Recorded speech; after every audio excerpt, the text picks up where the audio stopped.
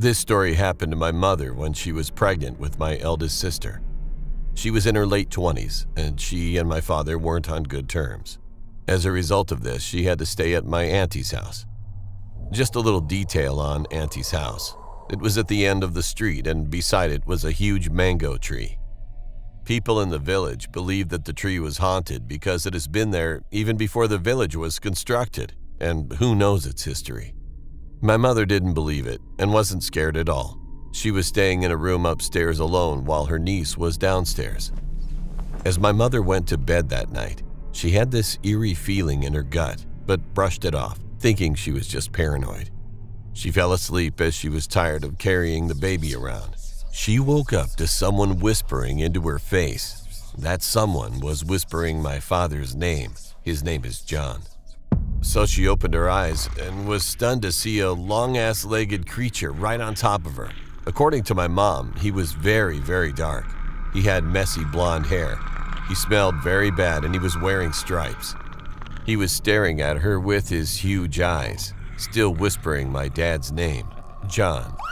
My mom screamed for my niece, and the creature ran out to the window and into the trees.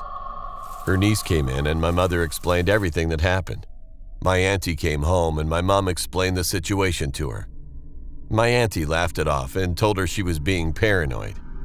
But one day, as my auntie was in bed, she woke up and saw the same creature on top of her. She was creeped out as fuck and screamed.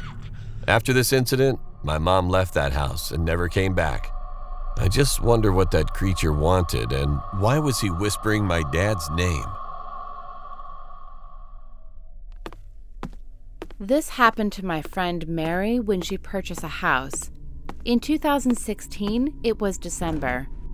The house which Mary lived in was a big house with a big living room. It had 2 big rooms. It had 1 basement, a big kitchen, bathroom, and toilet. Mary kind of felt very bad in the house because there was always a bad smell that come from the walls, but she didn't pay attention.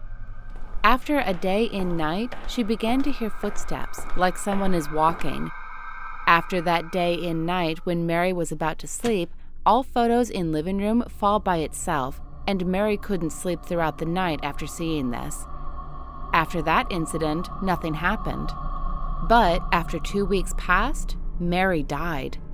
The cops searched the whole house, then they finally go to the basement and find a very horrible thing that gave them a froze, and found a big truth about the house that was very shocking.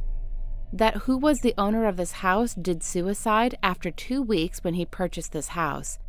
But he said before doing suicide that whoever will purchase this house will die after 2 weeks. Till now, hundreds of people have died living in this house after 2 weeks. The cops found dead bodies of hundreds of people. I really feel bad for my friend, and I still remember her.